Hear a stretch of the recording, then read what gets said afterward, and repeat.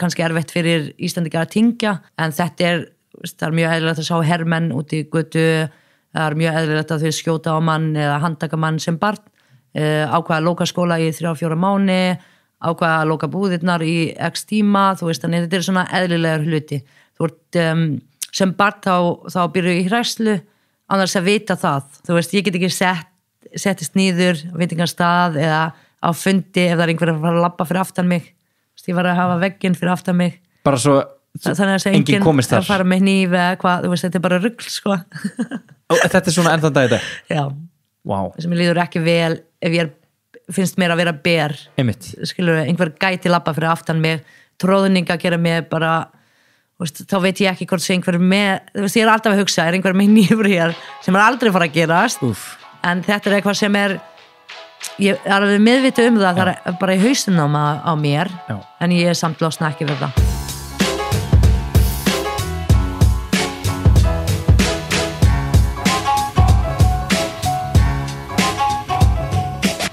Fida Abu Libde forstjóri Geosilica, fyrirtæki sem spratt upp úr lokaverkefni hennar í háskólanum og hófst með tilraunum á síun kísils í eldhúsinu heima hjá henni. Fida flutti 16 ára gömul frá Palestínu til Íslands og rekur hér ansi áhugaverðar sögur af raunveruleika barna og íbúa í stríðshrjáðu landi, hvernig Fida og vinir hennar áttu hættu á því að vera skotin og handtekin af hermönnum á götum Palestínu og hvernig hún vildi frekar tilheyra í óörygginu heldur hann að búa við öruggar aðstæður hérlendis og líða eins og hún væri ekki hluti af heildinni. Við förum svo yfir ferilinn hennar og áherslu hennar á að mennta sig. Það gekk svo brösulega að hún tók 10 ár í að ljúka námi vegna lestrar og tungumálaöruleika, en þegar hún fekk loksins greiningu á lesblindunni sinni straujaði hún í gegnum námsefni sitt, hrannaði inn gráðunum og stofnaði sprotafyrirtæki. Þátturinn í boði Handverks Ítalíu. Og lífahjónin Ása og Emil lét ekki staðar numið með bestu olíu sem þú setur ofan þig, heldur flytja nú pizzaupplifun Ítalíu hingað til lands. La Madre Pizza býður upp á La Pala pizzur sem eru minna þekktar hérlendis en eru burðarstólpar ítalskrar menningar. Ég veit þú elskar pizzu og ég veit þú myndi elska La Madre Pizza. Sjóvá tryggir ánægðari viðskiptavinni og hafa gert það 5 ár í röð samkvæmt íslensku ánægjuvóginni. Það sem dæmi fyrir tilstilli góðrar þjónustu og þess að tjónlausi viðskiptavinir í stofni fá hluta iðgjalda sinna endurgreitan ár hvert. Sænski samstarfsaðili þáttarins Pågen, dúnmjúkir kanilsnúðar, jafngóðir að vetri til og sumri. Og svo Pågen líka með brauð fyrir öll tilefni sem fást í öllum helstu verslunum landsins. Hönu, lingongrófa og fleiri góð. Svo veistu að ef þú þarft nýja framrúðu, þá fær hana hjá Púlsen í Skeifunni. Ef þú ert svo að meta fjárfestingakostiðina, kæri hlustandi, þá veita íslensk verðbréf þér aðgang að traustum og fjölbreyttum fjárfestingakostum. Hvað þýðir það? Það þýðir að þér býðst að nýta þér sérfræðiþekkingu íslenska verðbréfa á fjárfestingu. Það fjölmargar leiðir í boði, svo athugaðu hvaða leið hentar þér. Það mjög auðvelt að hefða viðskipti í gegnum vefsíðuna ivaf.is. Það eina sem þarf eru rafræn skilríki. Fida Abu Libde, gjörðu þið svo vel. Hvað gerir maður sem forstjóri? Það geggjað að vera forstjóri og þá gerir maður allt. Er það geggjað? Já, það geggjað. Ég fíla það. En getur það ekki verið smá, hvað segir maður, overwhelming, of mikið? Jú, þetta svona upp og niður, svolítið ábyrgðin mikill. Já. Og já, við vorum til kapp við tíma, alltaf að leita fjármagn, alltaf að passa, gæta, þú ert mannúðarstjóri, fjármálastjóri, allt. Já. Þetta svolítið overwhelming. Einmitt. Hvað þetta stórt fyrirtæki? Hvað eru margir starfsmenn? Við erum 5, en við erum aðalega að framleiða hráefni og markaðssetjana, en svo allt annað útlutum við. Þannig átöppun og dreifing og sölu, allt útlutað. Já, þannig að þitt starf er bara að halda utan þetta. Er þá ekki alveg, myndir ekki segja að væri öðru segja að vera, myndir þú kalla Geosilica sprotafyrirtæki? Við erum sprotafyrirtæki. Þið eru sprotafyrirtæki. Ætli sé ekki allt öðru að vera forstjóri í sprotafyrirtæki heldur en einhverju svona, hvað maður að segja, stöndura, eldra fyrirtæki sem komið á laggirnar? Jú, alveg 100%. Sprotafyrirtæki skilgreint sem fyrirtæki sem sprottin úr vísindum. Svona, þú veist, þetta byrja sem lokaverkefni í orkuumhverfis tæknifræði við Háskóla Íslands. Sem þú varst að læra? Já. Og til þess að halda nafninu sprota þá er þetta allavega að eyða 10% af tekjurnar í rannsókn og þróun. Þannig það eru svona reglur hvað flokkar sem sprotafyrirtæki. Já, ok. Make sense. Já, þannig, þú veist, við erum alltaf í rannsóknum og þróun, það er mesta kostnaðurinn hjá okkur. Við erum alltaf að betur bæta vörurnar eða komið nýja tekni eða bæta tekni eða skalana upp og þannig, já. Og þeir eru búin að vera núna að starfa í 10 ár? Já. Það komin svolítið tími. Ég veit. Þetta líður samt rosalega hratt. Já, það. Já. Og en eins og núna, það sem þú ert að gera í dag á móti fyrir 5 árum, þetta allt annað eða fyrirtæki bara settuð einhverja stefnu árið 2012 og þið ennþá að fylgja því eða þetta fyrirtæki búið að beygja mikið út frá því sem lögðu upp með að gera í upphafi? Ég held að það bara eins og flest sprótafyrirtæki Geosilica svona go with the flow fyrirtæki. Já. Þannig var ekki sett alveg stefna upphafi, við vorum að fylgja því, við vorum alltaf að breyta stefnu og alltaf að breyta það sem við ætlum að gera og hverju við ætlum að vera. Já. En við höfum verið frá upphafi ákveðin í því að svona auka verðmæti í hráefnisframleiðsla sem við erum að nota. En þú veist, þegar ég horfið tilbaka þá 2012 vorum við bara inn í eldhús heima hjá mér. Í dag erum við, þú veist, að selja vörur til 5 landa, við erum að taka verkefni við erum að vinna verkefni fyrir stærsta jarðvarmaframleiðendur í Fílipseyjum, í Nýja-Sjálandi. Þannig þetta alveg svolítið búið mikið verið að gerast á þessu 10 árum. Ok, en við sko, hvað voruð að gera inn í eldhúsi hjá þér 2012? Hvernig líst þetta sér? Við vorum nýútskrifaðir, ég og Burkni sem stofnaði fyrirtæki með mér. Já. Og þá byrjum á því að svona kortleggja hugmyndin. Hvað ætlum við að gera? Og við notum rosalega mikið að við notum umsóknarkerfi Tækniþróunarsjóðar, þar sem voru að svara spurningum, hvað viðskiptahugmyndin, hvers eru fyrirtæki eftir 5 ár, hvað spin-off, hvað innlend verðmæti og forsendaveldu. Þetta allt spurningar sem eru í umsókn til Tækniþróunarsjóðs. Já, það er ekki svolítið hollt fyrir þig líka bara að þurfa að svara þessu. Já, þá þurftum við að svara til að senda inn umsóknin. Já. Og líka að við fengum að hugsa þú veist, kannski vorum við ekki að spyrja sjálf okkar rétta spurninga. Já. En umsóknarkerfi umsóknina hjálpa okkur að móta hugmyndin miklu betur. Ok, en varstu þegar þú varst að grúska í þessu inn í eldhúsi hjá þér, varstu þá að sýsla eitthvað sjálf með kísilinn og reyna að búa til einhverja vörur eða? Já, ég gerði það eiginlega í lokaverkefninu. Okay. Það var alveg, þú veist, skrifaði lokaverkefni áhrif kísil á sveppi og gerla, gerði það í samstarfi Matís, þannig allt sem var hands-on gerði ég í lokaverkefni. Já. Og svo þurftum við að setja þessi strategjan, hvernig eigum að móta hugmyndin, hvar eigum að byrja og hver framtíðin, þá gerðum við inn í eldhús heima hjá mér. Og fljótlega eftir það við fengum útluta styrk frá Tækniþróunarsjóðar og þá byrjum við líka, þú veist, að gera tilraunir inn í eldhús. Þá til við, ég heldist 2013 eða 2014 hafðum við efni á að leigja húsnæði. Ok, geggjað. Hvað gerir samt Geosilica? Ég meina, hvað takið úr sjónum, hvað hráefni fáið þið og hver lokavaran í rauninni? Já, við erum á Íslandi, náttúrulega að nýta jarðvarma til framleiðslu á rafmagnið og tökum, þú veist, vökvann 2 kilometra niður í jörðina, þú veist, tökum gufan. Já. Og svo gufan aðskilið frá vatnið. Gufan nýtt til framleiðslu á rafmagni og vatnið svona vandamál, hefur alltaf verið vandamál. Þegar þetta kalt vatn sem ekki hægt að nýta í framleiðslu á rafmagni, ef við ætlum að dæla hana aftur, þá myndast svona útfellingar, þessi hvítadót sem á þú veist, kranan og sturtu, það heitir útfellingar, kísilútfellingar. Þegar kólnar þá fellur það til og þannig lokaverkefni að þetta hugmyndi byrja, hvernig getum við, og þú getur ímyndar þegar þú ert að framleiða rafmagn fyrir Reykjavík, hversu mikið útfellingar eru. En hvernig getum við, ég og Burkni, losa orku fyrirtækja við þessi útfellingavandamál. Það var aðal hugmyndin. Þú veist, við ætlum að fyrir þau eru skuldugur samkvæmt bara umhverfisreglum að dæla nýður vökvann aftur í jarðgeimin til þess að halda þessi sustainability. Já, þú verður að gera það. Þú verður að gera það. Okay. Og nýðurdælingin hefur verið rosalega mikið vandamál og sækja undanþágu út af útfellingana. Þannig við ætlum að losa orkufyrirtækja við þessi vandamál, útfellingavandamál. Okay. Og hvernig gerum við það? Ok, ef við tökum kísilinn úr, af því það hann sem hvetur til útfellingana. Okay. Þannig við byrjum að rannsaka, getum við tekið kísilinn úr?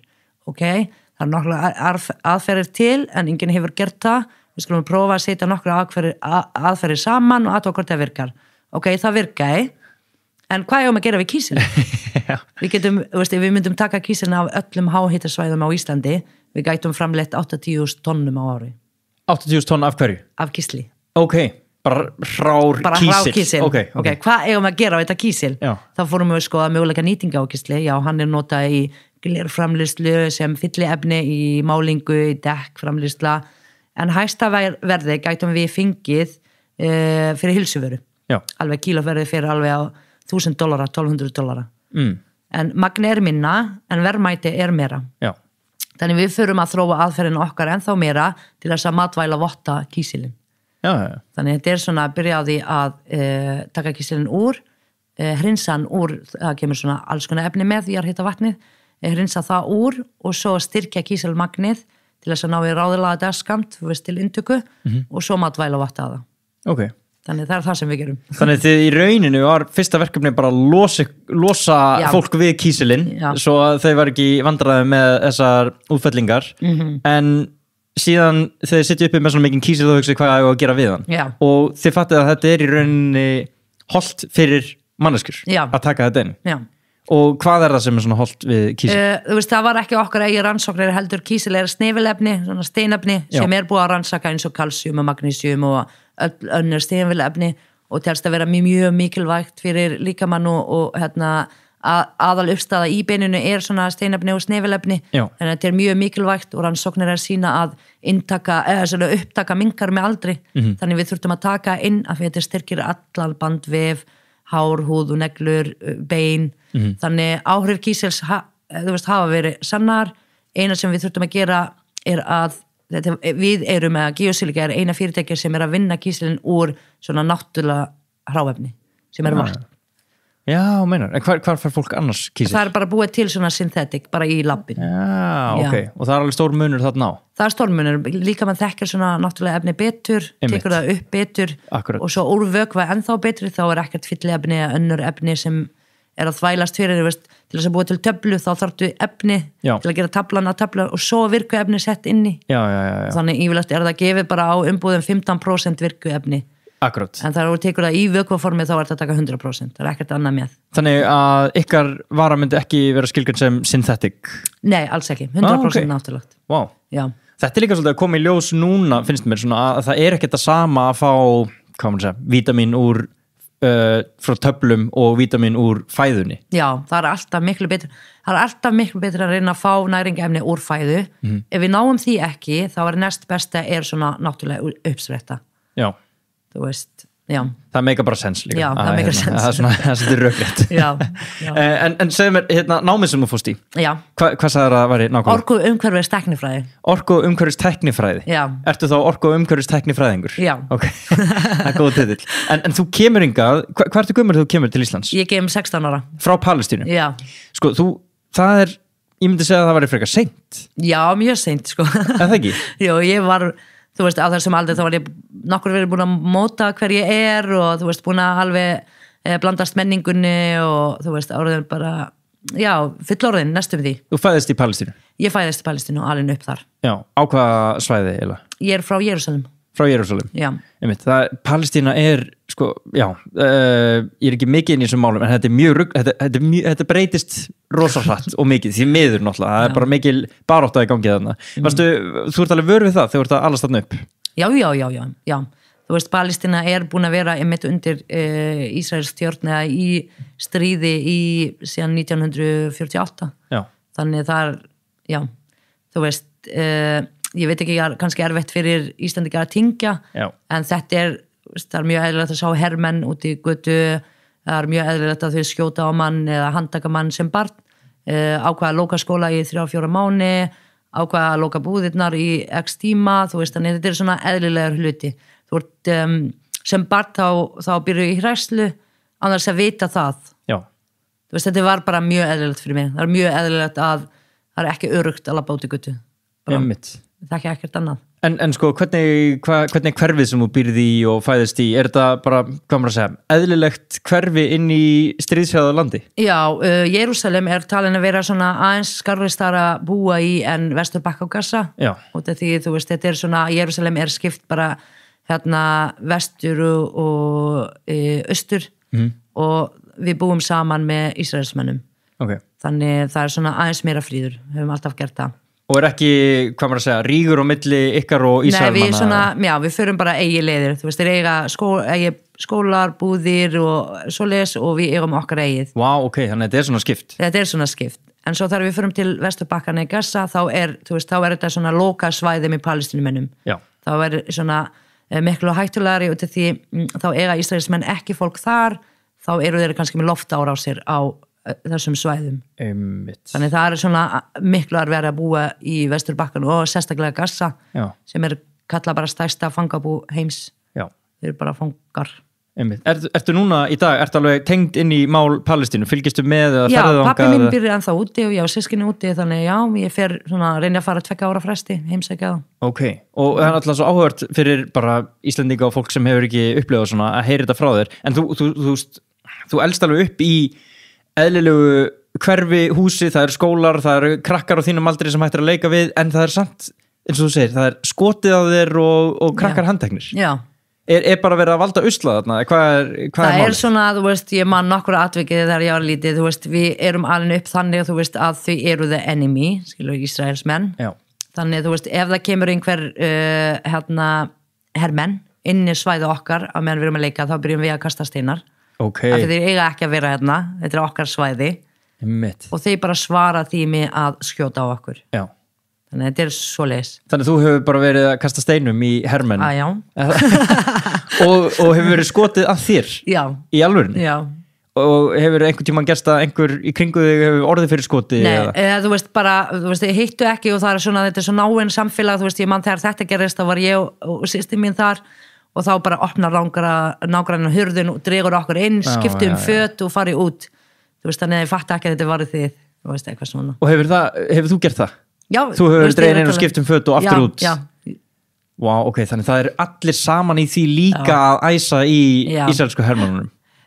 Ekki beint æsa, þú veist, við búum hérna í Jerúsalem, við hefum ekki kosningarétt, við hefum ekki dvalarleyfi, við hefum ekki atvinnuleyfi, við erum alveg svona second hand, við hefum engin réttindi, við megum vera hér og bara vera hér, enga skoðanir, enga þáttöku samfélag, ekki neitt. Nei. Þannig að það gerir, þú veist, mann reiðan, þú veist, hérna, eins og í dag, þú veist, ég hef engin réttindi í Palestínu, ég hef aldrei haft, ég talið að vera flottamæður í Palestínu, ég á ekki ríkisborgararétt, ég má það ekki. Vá. Þannig, ertu ekki með palestínskan ríkisborgararétt? Nei, ég má það ekki. Þau eru reyna, svo veist, eina af taktikum þeirra er að fækka Palestínumönnum. Já, auðvitað. Þannig þeir eru bara sundur ykkur. Já, þannig ég hef ekki rétt á að sækja palestínsku ríkisborgararétt, hef aldrei haft rétt á því. Ég er talin að vera flotta maður í Ísrael. Þó ég sé Palestínumaður, þetta var landið mitt, en ég má ekki segja það, við erum ekki þú veist, á landakort neinstað, það er ekki kennt Palestínu eða sögur landsins, þannig við vorum að reyna að eyða okkur út. Vá.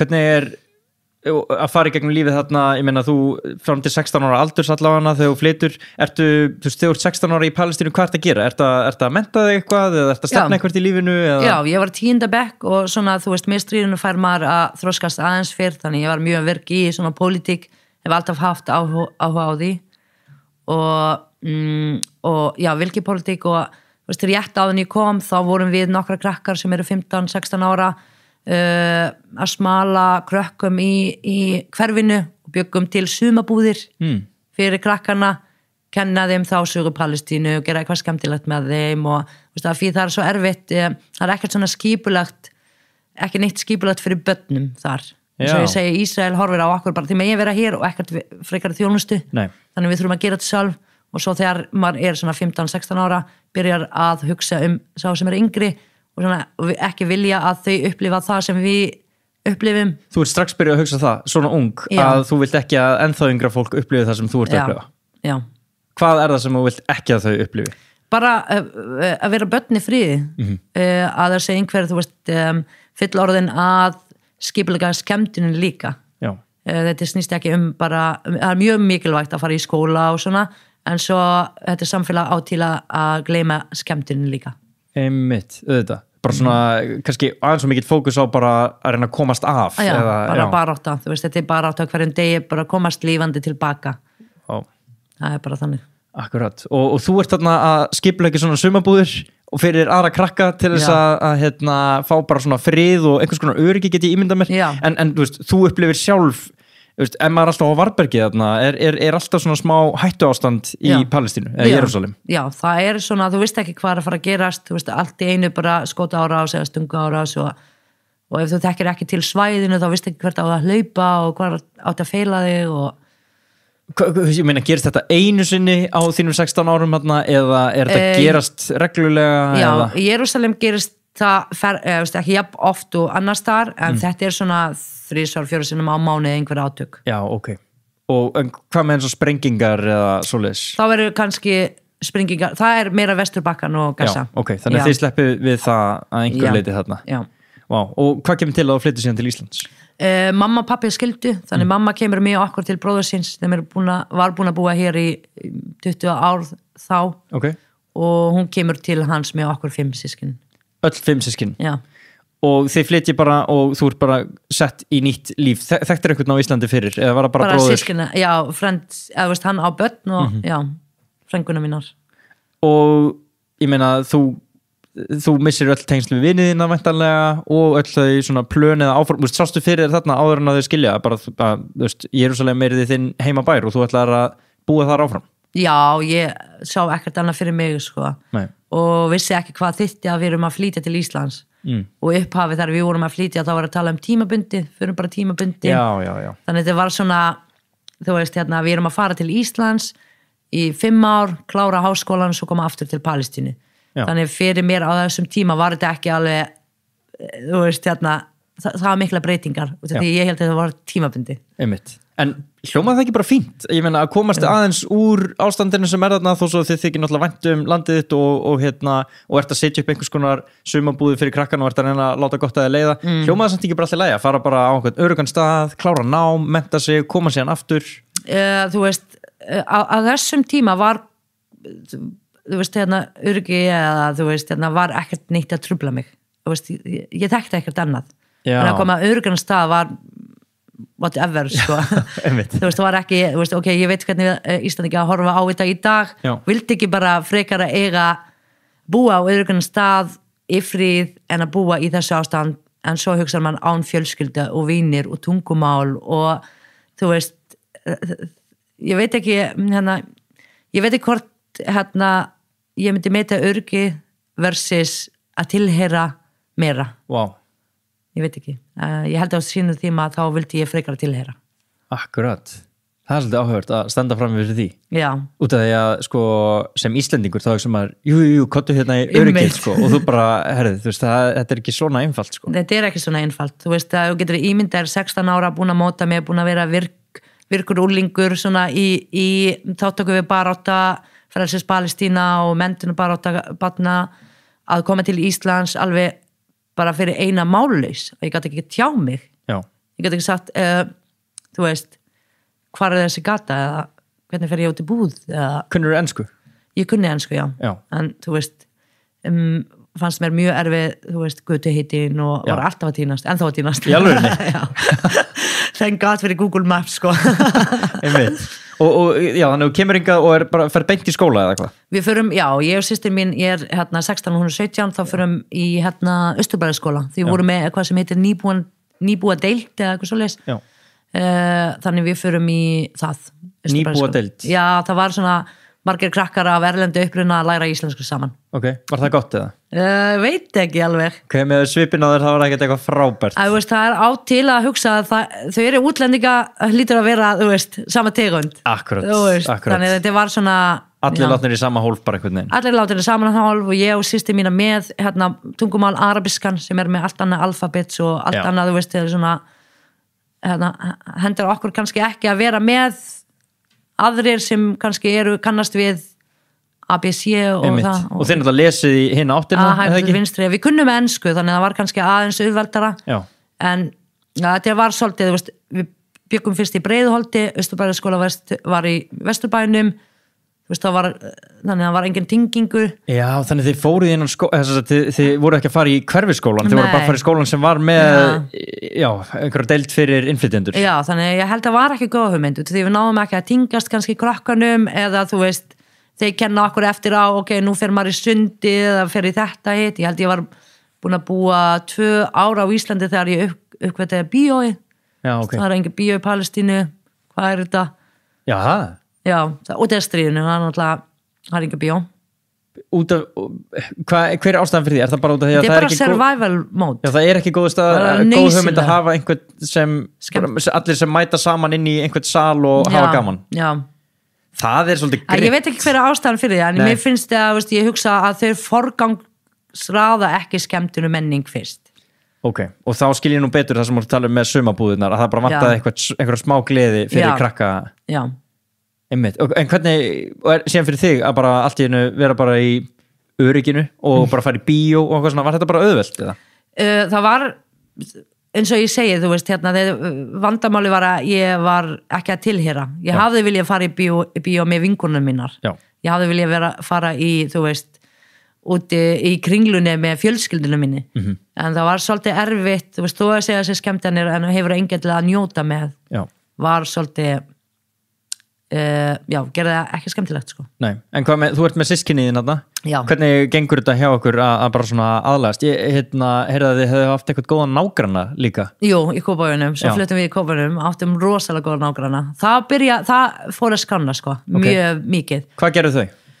Þau voru eiginlega, þú veist, tóku okkur í fóstur, heldur mjög vel utan okkur og tóku okkur alltaf með, mættu afmælisboðum og þú veist, kannski fólk gerir sér ekki grein fyrir, við komum. Bróðir mín er 5 ára, þú veist, hinn bróðir er 8 ára og systir mín er 10 ára að halda barnaafmæli, að halda afmæli fyrir hana, að meðan hún er í skólan Vesturbæ og býr í Kópavoginum, var svolítið challenge, sko. Einmitt. Þannig að eiga góður nágranna sem mæta í afmælisvislum og svona að kenna okkur ákerfið og maður alveg kannski fengum við post bara frá bankanum velkomin í hverfinu og við erum alveg, hvað er þetta? Er þetta innheimtubréf eða þú veist, það er svona einmitt, þið hefur ekki hugmynd. Já, nei. Og þessi nágrannar það hjálpa kannski bara, þið voru bara, þið eignuðist bara svona smá vini sem að gáttu leiðbætt ykkur aðeins í gegnum lífið. Já, stuðningsfjölskylda. Já, akkurat. Já. Og var það bara tilviljun, bara heppni að lenda niður á góðu fólki? Stelpurnar voru með okkur í, þú veist, svo fórum við bæjarvinnu, þannig börnin þeirra voru með okkur í bæjarvinnu og svo skyndist fjölskyldunar. Ok, og hvað ertu lengi að ná tökum á íslenskunni og svona?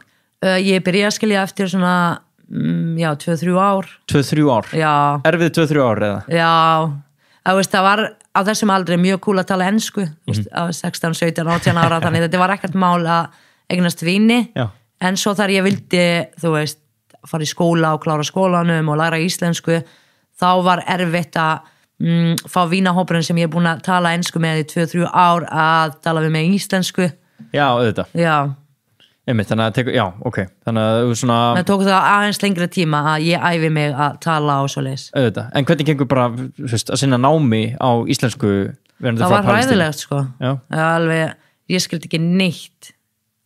Mjög lítið stuðningur, neti var ekki eins og það er í dag. Þannig að gast ekki farið googla eða vinna sambarilega bækur á arabísku, þannig ég náði aldrei að tók með, þú veist, ég útskrifa að klára, þú veist, keilisbróf eða háskóla brúna 10 árum eftir ég kom til Íslands og allan tíma var ég í skóla. Já, þú varst ekki bara að chilla?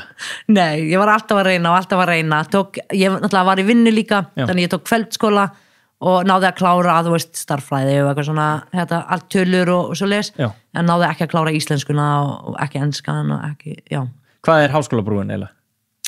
Háskólabrú það heitir Keili, þetta er svona 1 ár, svona intensive nám sem gefur þið aðgengi á háskólanum. Já, þannig þetta er í rauninni til þess að klára stúdentinn. Til að klára stúdentspróf, já. Af því ég gat ekki klára svona venjulega. Ok, akkur gastu það ekki?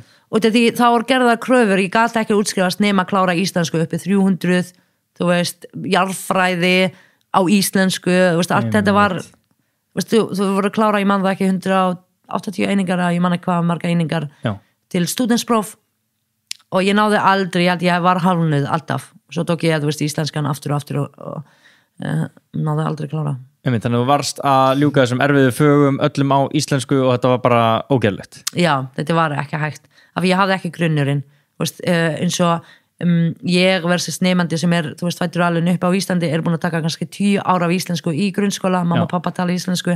Svo kem ég 16 ára, er að reyna og það er gerðar sömu kröfur. Og þið langaði að mennta þig? Mér langar að mennta mig, það bara númer 1, 2 og 10 hjá mér. Af hverju? Og þetta er því, einmitt, að ég lögð rosalega mikið áherslu á það í Palestínu. Menntun bara þitt vopn, þú veist, að berjast fyrir landið, það ekki bara að halda á byssu, heldur að vera menntun líka, að vera, þú veist, bæta við samfélagi okkar mjög mikilvægt. Og líka sem kona, að röddin mín mun heyrast herra að vera menntuð og byggja betri framtíð fyrir mig og barnana mína. Menntun mjög mikilvægt. Hvað varst að vinna við á þessum tíma? Þegar ég meina þetta er langur tími, 10 ár til að klára þetta. Hvað ert að gera á meðan? Ég byrjaði þegar ég var nýkomin til Íslands, bara eins og flestir innflytjendur í fiski. Átti mjög góða vinni þar, en vandamáli var allir voru innflytjendur og svona, ég var ég veit ekki 2-3 ár í sama hring, þú veist, þá lærði ég ekki málið, var að tala bara innflytjendur, vissi mjög lítið íslenska samfélag. Já, þetta ekki góð leið inn í samfélagið að fara í vinnu þar sem að einhvern veginn allir eru settir í sömu deildina, svipað með skólan. Já, og þá bara allir tala ensku og allir að væla yfir það sama. Hvað er að væla yfir þarna? Bara Ísland ekki svo kaldir og Ísland svo kalt og þú veist, við bara þessi venjulega hvernig sem innflytjendu að þú veist nýbúi horfur þú á Ísland. Já. Og ertu bara að vinna í fiski í áratug? Nei, ég var ekki mjög lengi, ég var held ég 2-3 ár, svo fór ég í þjónustavinnu, það náði nokkur orð á íslensku, fór að afgreiða svona þjónustu, ég held ég áfram með vinnu og já, svo fer að vinna hjá Millinni eitthvað svona og með skólan og svo já, bara þjónustastarf, veitingastæðir og eitthvað alls konar. En út af því að námið tók svona langa tíma og erfitt að gera þetta á íslensku sem kemstu líka að því að þú ert lesblind. Já. Hvernig kemur það í ljós? Þetta var alveg bara ég átti rosalega erfitt með að klára bóklega greinum, þú veist, tungumál bæða íslensku og ensku og allt sem hefur gerað með svona mikla texta og svona mikið svona bókefni. Þannig, og svo þegar Keili var stofnað 2007, ég sé auglýsing frá þeim ég alveg, ok, nú ég gat ekki aldrei fengið námslán með menntaskólan, kvöldskólan. Já. Þannig ég þurfti alltaf að vinna en Keili var að þú getur tekið námslána fyrir námið. Já, ok. Þannig þetta var bara sjúklega góð tækifæri, ég bara, ok, nú sækja ég þannig ég sækja og fekk, þá uppfyllti ég skilyrði að vera hálfnum með stúdentspróf og hafa reynslu af, þú veist, vinnu og fljótlega eftir ég hóf námið þá voru yngarnir mínir svona bara 10 starffræði og svona 3 í íslensku og ensku. Já. Þannig námsráðgjafinn ákveði bara að bjóða mér að fara í greiningu athuga hvort ég segja hvað og ég fer í greiningu þá kemur ljós að ég er lesblind þá fekk ég, þú veist, hljóðbók og svona kerfi í tölvuna sem les fyrir mig og þá var bara námið ekkert mál eftir það. Í alvörinni? Ég ekkert súka. Úff. Ok, ég fekk ekki 10 íslensku en ég fekk 8. Ég myndaði hvað mikilvægt þarna að komast að þessu. Já. En hvernig fyrir þig síðan að bara læra eftir þetta? Allt annað líf. Ég var smá reið fyrst. Ég alveg, það var búið að setja mig í kassa, útlendingur, annar móðumál, kann þetta ekki spáinu nánar í þetta. En svo fer ég í greiningu og bara allt annað. Ég tók mig 1 ár að klára Keili. Svo fór ég í orkuumhverfis tæknifræði eftir það. Þetta er 3,5 4 ára nám og fekk tæknifræðingur starfsheiti, svo fer ég MBA nám í HR og klára það. Og þú fer í gegnum þetta alltaf á réttum tíma? Já, réttum tíma var að drífa mig sko. Okay, en ég meina þarna, ertu það bara að drekka í því af hverju velur orku og tæknifræðina? Námi var bóðið í kennslu uppi í Keflavík, ég býð þar í Keflavík og ég hef alltaf bara verið hilluð á svona jarðvarmi sem ég kom til Íslands bara ég get alveg njóta mín að standa bara við Gunnukver og horfa á gufuna og jörðina hristast, mér finnst svo mikið orka í þetta, lítirnir, allt svo fallegt í kringum þetta. Þannig ég vildi læra mér þetta, hafði áhuga á umhverfismálum, þannig í þetta nám erum við að læra svona alternative energy, þú veist, sólarsellu, vindmyllur og allt svona eitthvað annað en að sé hefbundið orku, gjafa. Þannig þetta mér fannst það mjög spennandi nám og ákvaði að kýla á það.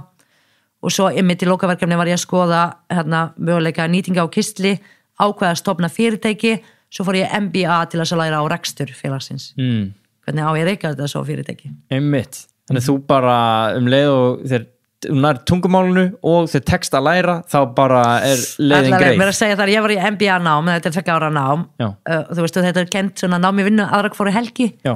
og svo var ég ólétt og átti barn í fríhelgin og mæti helgin eftir þau eru alveg, þú veist, viltu ekki bara taka þetta kúrs setna, ég bara, nei ég var að klára það, þú veist, ég er búin að eyða alveg nóg mörg ári í að fresta útskrift, Einmitt. Þannig ég ætla bara að gera þetta saman tíma á allir aðrir Þannig, sko, ímyndaði hvað mikil svona, já, tregða fyrst, veist, að komast að í þessa háskólabróða að það taki áratug og svo þegar að þessar bara stíplur bresta, lesblindan og íslenskan, þá bara getur þú spennt í gegnum Þetta er alveg ótrúlegt, þegar maður horfir tilbaka, ég hugsa, þú veist, það fór 10 ári í þetta, þetta er kostnaðar fyrir samfélagi, að svona, þú veist, svona efnileg námsmaður, kemst ekki gegnum það, út af, það er enginn bara undan þái, þú bara verður að læra eins og allir hinnir, þú veist, hafði ég fengið tækifæri til þess að fá til dæmis móðurmáli mitt metið í menntaskóla, sem fyrsta mál, íslenska sem önnur mál, og hafði klárað fyrir 10 árum eða réttum tíma, þá hafði ég gefið samfélagið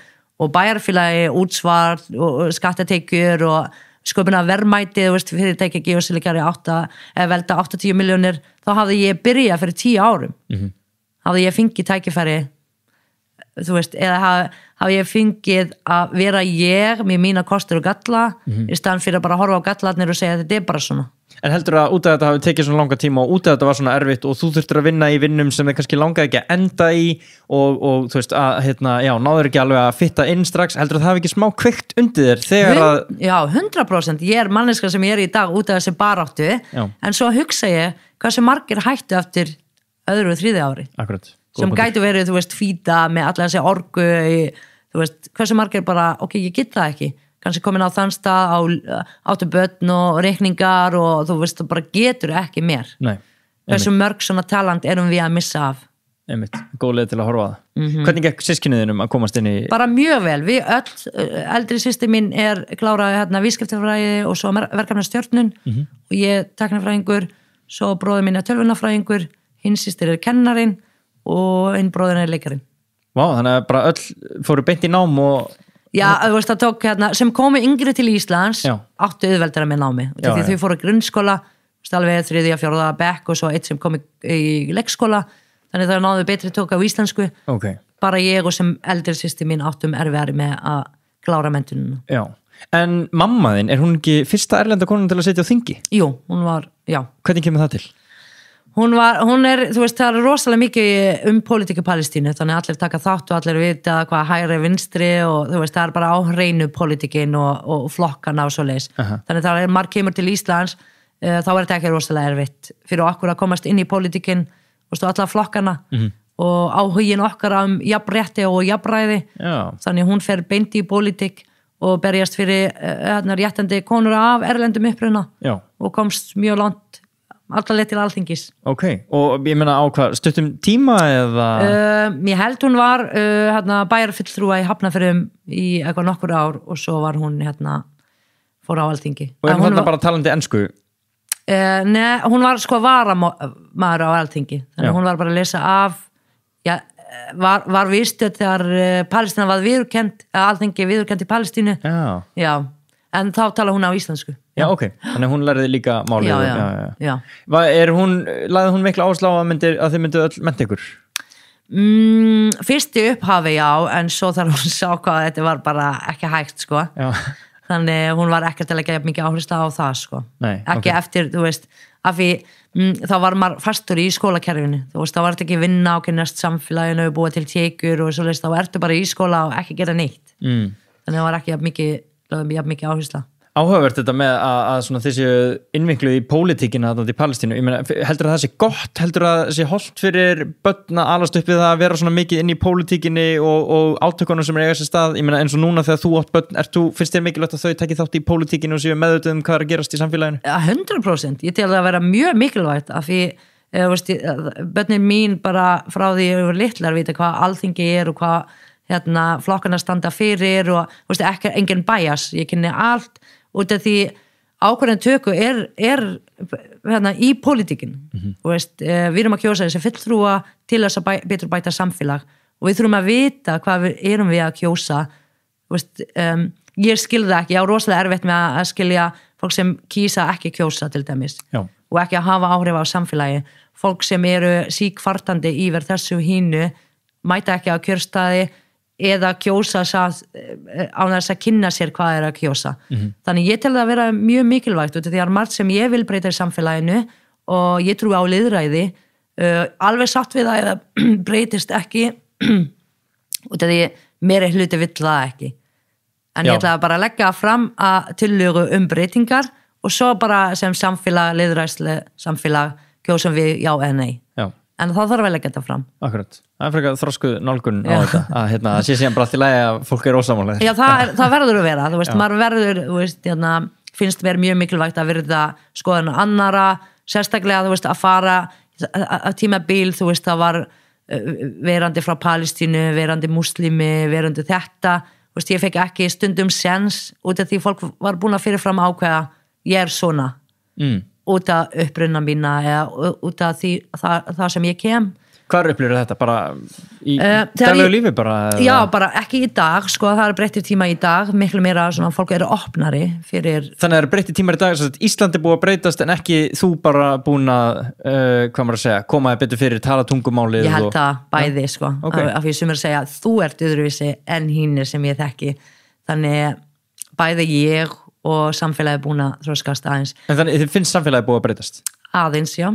Búin að þroskast, svona líka meira fjölmenning í, þú veist, það er svona yfirlegt, ég var eina sem er á svæðinu af erlendu uppruna, nú eru kannski fleiri og þú veist, eins og það er sagt ekki hafa eina konu í stjórn, hafa þú tvær, þá nærðu fram breytingar og þú veist, það er svona meira, ég kannski, hafa öruggari með það, þekkir samfélagi svo vel og tel mig að vera Íslandingur 100%, þú veist, af Palestínu uppruna. Já. En hugsunar mína og hegðunar mín í samfélagi og allt sem ég geri sem íslensk kona. Já, ok, þannig þú álítið alveg Íslending í gegn. Já. Einmitt. Og það var kannski ekki, bara svona hugsa hvernig það er að mæta og hvenar þér líður eins og Íslendingi fyrst? Mér líður alltaf eins og Íslendingur, þú veist, hvenar fyrst? Já, ég er bara svona hugsa þegar þú mætir og ert ekkert eitthvað fílita og kannt ekki tungumáli og getur ekki ratað og ert að villast og eitthvað svona. Það er ekki eftir ég náði að klára það sem ég ætla að klára, eftir náminu. Námið? Já, þá var ég alveg bara, þú veist, þetta er svolítið erfitt, hvernig, þú veist, það var ekki einn dagur, en þú veist, þetta er svona ferli sem maður fyrir gegnum, tungumáli spílar alveg stóran hlut, en samt viðhorf annara hefur áhrif hvenar mér finnst að vera Íslendingur. Einmitt, já. Þú veist, hvernig þú horfir á mig, labba inn bara, hæ, hvað segir og eitthvað svona, þú veist, ef maður byrja spjallinu, þá líður mér eins og Íslendingur. Svo ef ég hafði labba inn og þú segir, en hvaðan ert þú? Hvað ertu búin að búa lengi á Íslandi? Þá var ég alveg, ok, hann tók eftir, ég er ekki Íslendingur. Þú veist, þannig, það er svona upplifun, viðhorf annara hefur áhrif hvernig ég upplifa mig. Einmitt. Og finnst þið það búið að breytast eitthvað? Það er kannski að fyrir aðeins þekkt í samfélaginu, þá er alveg bara óþarfið að spyrja hana, ég var búin að lesa hún frá Palestínu. En maður lendir í því stundum að mér finnst svona að spyrja ópersónulega spurninga eða gefa þér réttinn að komast inn í lífið mitt bara fyrir ég er dökk af annarri uppruna. Já. Þú veist, það er enginn að fara að stoppa þig út í götu. Nei. Akkur komast til Ísland? Hver er þú veist, hvað er mamma þín? Já.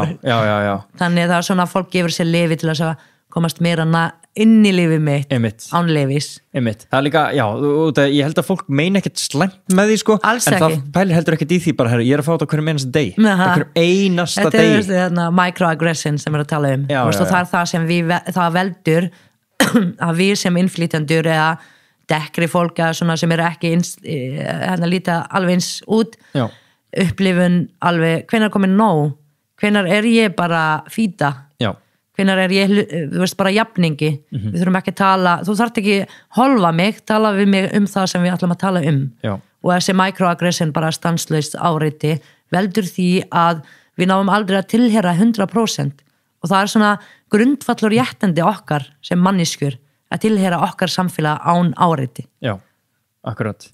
Heldur það sé betra að þú hafir flutt og búið í Keflavík bara út af það er minni staður og svona fólk er fyrra til þess að bara, þarna fíta. Já, skilurðu, verður það að maður býr í einhverju stórborg og svona engin þekki neitt og reynda kannski stórborg en Reykjavík, þú veist, ég meina að þú var í New York, það var öllum alveg sama, það er bara allir einhvern veginn, en þú veist, kannski Keflavík svona spyrst aðeins fyrr út hver þið eruð. Já, mér líður rosalega vel í Keflavík og börnin mín og bara allir líður rosalega vel. Einmitt þetta minna samfélag, en ekki svo lítið að allir óna öllum, en já, fólk kannski kannast við þú veist, skólahverfin alveg tekur alveg bara helminga á Reykjavíkur, á Keflavík, þannig þú veist, þú var að kynnast fleiri, fljótari, og já, þannig mér líður miklu betur í svona minni samfélag. Var eitthvað sem þú upplifði í Ísland sem var frábært samanborið við Palestínu? Út af þú talaðir að öryggi var ekkert eitthvað svona, ég myndi alveg freka velja að tilheyra, en hefur eitthvað svona í seinni tíð fatta bara, því líkt gott að geta farið út og bara labbað með börnunum mínum eða manninum og engar áhyggjur af hermönum eða eitthvað svoleiðis.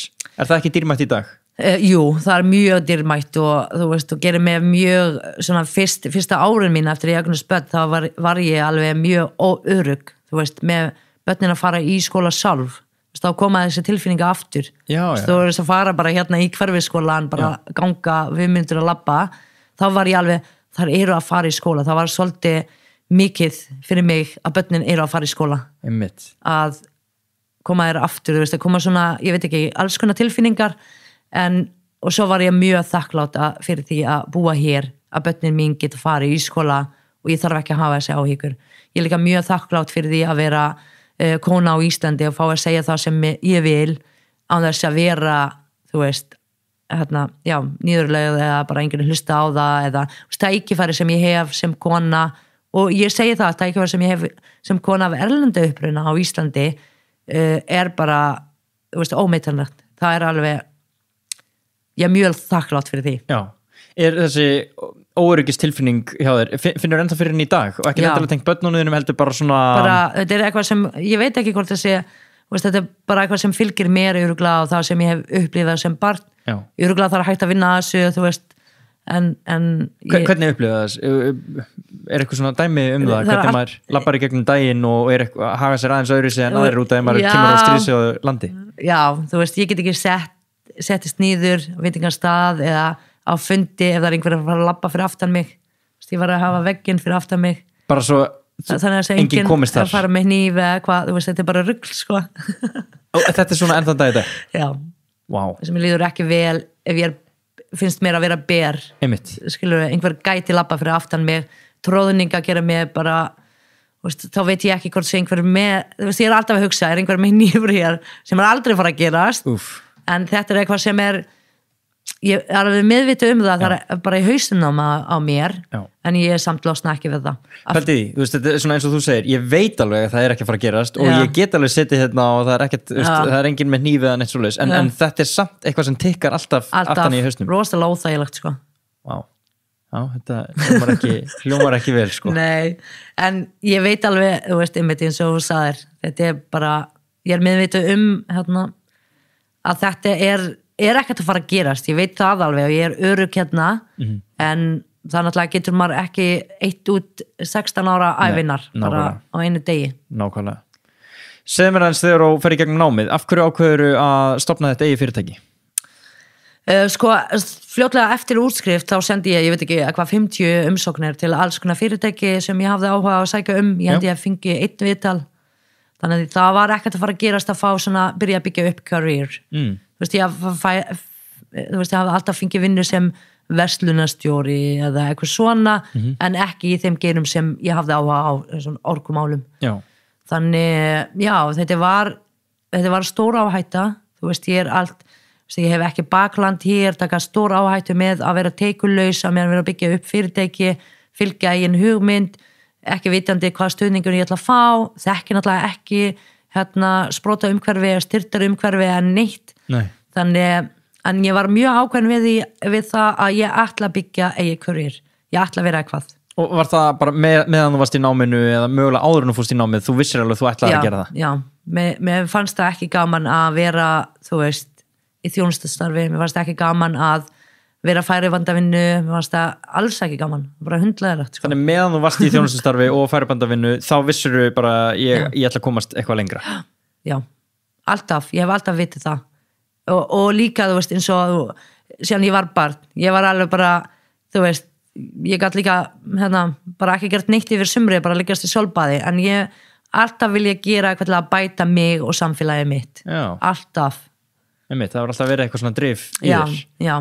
Þannig þetta var ekkit eitthvað endilega bara ég ætla að komast burt frá Palestínu, ég ætla að komast burt frá þessum stríðsátökum eða neitt svoleiðis.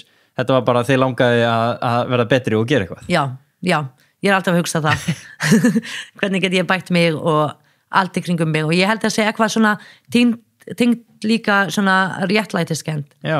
Þú veist, það bara af hverju engin kona í stjórn fyrirtækja af erlandi uppruna á Íslandi. Það engin. Já. Það finnst mér ekki lagi. Ég ætla að komast þangað. Ég ætla bara að vera að fyrsta. Og verður ekki erfitt að vera alltaf svona, ég meina, er ekki svolítið þreytandi hugafar að vilja alltaf vera betri og alltaf að bæta sig eða alltaf að komast einhvert? Jú, ég fyrir að svo klokkan 8 sko, nei. Þetta held ég, þetta meira lífstíl en eitthvað sem ég fyrirfram ákveða. Nei, já, þú veist, þetta bara já, lífstíl. Ég bara svona hugsa hvort að þú þurfir stundum að minna á bara hei, það gengur stundum vel, bara við erum að gera skemmtilega hluti og að gaman að þessu og það er ekki alltaf að vera að horfa næsta skrif fram í tíman. Nei, já, einmitt, ég ekki alltaf í að sé svona eitthvað fight mode, nei. alls ekki. Nei, okay. Ég oft samt í survival mode, okay. Þú veist, bara passa mitt og það sem ég að gera og þú veist, en jú, ég búin að róast mjög mikið niður, sko, að ekki vera alltaf svona, ég búin að læra að svona velja svona my battle. Okay. Þú veist, ég ekki þú ert ekki að fara að sjá mig að berjast fyrir réttandi þessum og hínum heldur ég með ákveð húsjón sem ég stefni á sem ég fylgi alveg markvisst eftir. Já. Og það að ná konur og konur af erlandi uppruna á hærri stall á Íslandi, þannig ég gef börnin mín betri tækifæri en það sem ég fekk. Stelbundar mínar ætti ekki eiga jafn erfitt með að komast í stjórn fyrirtækja eða stjórnastöðu innan samfélagsins út á húðlitin. Ætti ekki vera. Þegar það kemur að þeim, ef við erum búin að gera vinnan og ég ekki að vinna sjálf rosalega margar flottar konur, ég veist, í gegnum FKA, félagskvæði atvinnulífi og konar erlenda uppruna, erum við saman að vinna til að segja jafna þetta út. En nú eru dætiðin og fættar á Íslandi. Upplifur ykkur svona að sé erfiðara fyrir þær að komast bara í gegnum eðlilegt líf heldur en hvað maður að segja, stelpur af íslenskum uppruna? Það eru náttúrulega Íslandingar, það ekki ekkert annað, því tala ekki máli mitt. Já, það tala ekki arabísku. Nei, ég láði rosalega mikið áherslu á því að þær læra íslensku og tala íslenskuna eins og Íslandingar. Já. Þannig ég var ekkert mikið að leggja áherslu á móðurmáli. Sérstaklega, þú veist, rannsóknir sína síðast ég las það 95% af börn erlendi uppruna klára ekki menntaskóla. 95%? Já. Hérna á Íslandi? Já. Wow. Út af tungumála erfiðlega. Já. Þannig ég var bara mjög ákveðin í því að ekki, en það verða fyrir áriti sem ógeðslega skrítið. Það horfa á sjálfan sig sem Íslandinga og bara fættar og alnar upp hér. Eina sem þú veist, öðruvísi að mamma þeirra af erlendu uppruna og þeir verða fyrir svona, erfileikum, sko. Þú veist, bara að tala ávarabræðum á ensku, þú veist, tala herri við það bara þessi microaggression og hvaðan ertu, og það svara Íslandi, þú veist, pappi Íslandingur á Íslandi bara nei, en hvað pappiðin, hann Íslandingur, en mammaðin, þú veist, alltaf eitthvað reyna að finna út, akkur það dökkar. Þetta microaggression hlýtur að vera erfitt, sko, fyrir krakkana, mjög erfitt. Sko, erfitt fyrir alla, en náttúrulega svona, krakkarnir fatta ekkert af hverju þetta er að gerast. Nei, og þetta svona niðurlægjandi fyrir krakkana og sérstaklega á, þú veist, úlingsaldri, tjáningaaldri, þetta mjög niðurlægjandi að inn í bekknum spyrja, þú veist, hvaðan mamma þín? Svo fyrir framar bekknum, þú vilt ekki þú veist, verður spurður eða stendur upp úr eða eitthvað út af mammaðin fætt annars staðar í heimi. Já. Þetta mjög virt, sko. Hafið þið farið til Palestínu aftur einhvern tímann? Ég tek ekki börnin, ekki strax. Ekki? Nei. Myndi það vera alveg svona, hvað maður segja, stórt skref? Já, ég sagði við þar, ég myndi taka ykkur þegar ég kunna hlaupa í burtu. Nei, veist, í alvörunni? Já. Okay. Af því maður veit ekki, þetta ekki örugt. Nei. Og ég með mína issues þetta öryggi. Þannig ég vil það hafa þroskan til að allavega hlaupa rétta átt. Vá. það skilyrðið sett fyrir því að þú myndir fara aftur til heimalandsins. Já. Hvernig heldur að þið myndir líða farandi með þær til Palestínu? Þá fyrst kikkar einhver svona öryggistilfinning. Ég veit, já, eftir að vera bara fyrir ofan hausinn á þeim, en eins og ég segi Palestínu, Jerúsalem kannski aðeins öryggari staðar en annar staðar, en ég myndi vera mjög, reyna að passa að það er ekki fara sem fjölmennir og taka þeim, bara ákveðna staðir sem öruggasta staðir túristastæðir. Já. Það er engin átök að gera staðar út af því að það er mikið af túristum. Einmitt. Þannig ég myndi taka þeim Betlehem, fæðingakirkju Jesú, moskan og allt það. Já, og það er ekkert vesen? Nei. Einmitt. Það er alveg túristastæðir þarna í... Já, alveg bara mjög stór túristastæðir. Ok. En eins og núna, hvernig þú lýsir Palestínu, þetta hljómar ekki eins og staður sem að maður myndi skella sér á að heimsækja ef mann er langa að upplifa einhvers konar stríð. Er ekki líka alveg eitthvað jákvætt í gangi þarna? Eða eins og þú segir að séu túristastaðir og sé hægt að fara þarna? Það er alltaf lagi að fara, ég fór með tengda foreldrarnir mína 2019, þetta var bara eina skemmtilegasta ferðið þeirra, þeim fannst það svo gaman. Erðu svona meira pirraðir út af ástandin? Að ef þú ætla að fara frá punkt A yfir í B, þá þarf þetta að vera með vegabréf, opna alla töskurnar, þetta er svona checkpoints og svo kannski ákveðin herrmaður að segja við þig, býta hans, ég er að fara í lönns og þá ert þú að býða bara klukkutíma eftir vegabréf, að hann skoða vegabréfið, þá getur hann búið, þetta er svona mikið niðurlæging og fyrir Íslandinga er þetta bara þau eru pirraðir en þau elsku Palestínu, svo fallegur staður, góðu matur, gott fólk. Já. Þannig ég mæli með að fara til Palestínu. Hvað er besti palestínski maturinn? Það er hummus og falafel. Já, það. Það er okkar signature. Það er svona eins og pulsu hér. Já. Er hummusin... Já, það er palestínskur. Í alvörunni? Já. Hummus og falafel. Já. Ok, og kanntu að gera góðan hummus? Já, ég er best. Er eitthvað góður palestínskur matur í boði á Íslandi eða? Já, það var að opna falafelbíl Jalla Falafel. Jalla Falafel? Já, það er skefunni. Já. Viljan á þar sem er rúmfattalágurinn og þar svona bíl. Bílastæði? Já, það er falafel, heitir Jalla Falafel. Varstu búin að smakka? Já, súkt, Og gefur thumbs up á þetta? Já, thumbs up, 10. Ok, og þetta er alveg palestínst? Já, þetta er eina palestínsk staðurinn. Ok, en þannig að Palestín er alveg, ég meina, það er alveg hægt að fara þarna það er alveg túrismi í gangi og þetta er haldið burtu frá allavega túristasvæðunum, þessum átökum. Já. En Gaza, þekkir einhvern sem er þar? Eða? Við megum ekki, við megum ekki fara til Gaza. Það er bara loka svæði.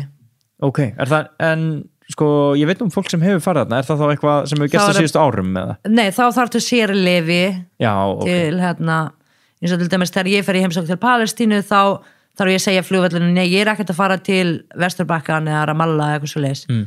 Þeir vilja venda túrista, ég fer náttúrulega með íslensku vegabréf. Já.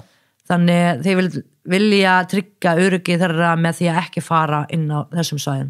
Já, nema með sérstaklega leyfi, En er eitthvað vesen að, segjum á í einhverju ferð þarna að fara fyrst til Ísrael, svo inn til Palestínu eða öfugt? Já, þú lendur alltaf í Ísrael, Ben Gurion, Tel Aviv. Já, þú þarft að lenda þar. Já, Palestína er ekki sjálfstætt ríki. Nei. Það er ekki með her eða flugvöll eða neitt þannig.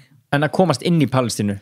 Þá er það bara að segja checkpoint. Og það er ekkert eitthvað vesen? Nei, bara leiðindi. Jú, það hefur fólk verið drepnir. Ef þú fer vitlaust leið, það er ákveðin leið sem þú átt að fara til þess að fara og sína vegabréfið. Já. Og sumir hafa, fara óvart í leiðin sem þú átt að fara út, ekki inn og vera skotnir, það er svona törn hérna uppi. Já. Og þú fer já. Þannig, þú sagðir ekkert vesen bara leiðindi. Ég myndi aldrei fara án, heimamann með mér. Já, það. Aldrei. Ok.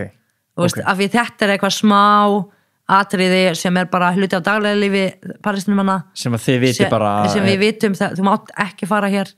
En þú veist það ekki og gæti lendi í vissinni. Ok, þannig að þið núna út af því þú ert búin að vera á Íslandi hversu lengi? 25 ára, 27 ára eitthvað svo leiðis. Þú hefur engan áhuga á því að flytja aftur til Palestínu? Nei, ég reyndi að 2004, þá var ég búin að fá ógeð af Íslandi. Ok. Var búin að búa hér og var ekkert búin að klára skólan og var búin að vera að reyna og bara, lífið var rosalega erfitt, sá engin framtíð þarna á Íslandi. Nú, er það? Þú áttir alveg svoleiðis tímabil þar sem að þú bara sást ekki fyrir þér að vera áfram henni? Já, ógeðslega óhamingjusöm. Eina sem ég vildi er klára skólan og fá góðri vinnu og var ekkert að fara að gerast og var búin að reyna og þetta ógeðslega þreytandi að bara mæta, ekki skilja neitt og fara heim og mæta daginn eftir samt og ekki skilja neitt og fara heim svo þú veist, ég er ein þú veist, ég vinnu að reyna þú veist, safna pening fyrir skólagjöldin og bækurnar og þetta var bara rosalega erfitt þannig ég ákvað að fara aftur heim og fyrir 2004 bara seldi allt sem ég átti á Íslandi fór bara en ég var ógeðslega fljóta átt að mig á því að ég var meira Íslandingur en ég held. Er það? Já. En byrju þegar þú ferð þangað, þú ert ekki að fara í heimsókn, þú ert að flytja þangað? Ég er að flytja, seldi bara allt. Þannig að þú fluttir aftur til Palestínu? Og hvað ertu þar lengi? 8-9 mánuði. Ok, samt eftir 8-9 mánuði að hugsa þér, aftur til Íslands, aftur í myrkrið og kuldan. Fyrstu 5-6 mánuði voru góðir, bara heita allavega eitthvað svona og svo náttúrulega þá byrja á ég að fara að vinna eða að fara í skóla, þú veist, þá byrjar svona lífa að taka við. Já. Og þú veist, já, þá gat ég ekki fannst mér alltaf mikið, þú veist horfa átt ekki mikið að tækifæri þú veist, og í þeirra augu var ég orðin útlendingur. Aha. Já, þeir heyra í hreimnum og mistirðu svona smá, já, þú ert náttúrulega ekki að tala arabísku hérna heima.